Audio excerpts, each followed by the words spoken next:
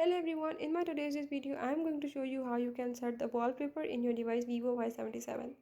So if in this device, if you want to set the wallpaper of the home screen or the lock screen, or if you want to change the wallpaper of the home or the lock screen, you can do it just by following the few easy steps and tricks that I will show you in my this video. Before that, if you are new to my channel, don't forget to subscribe and press the bell icon.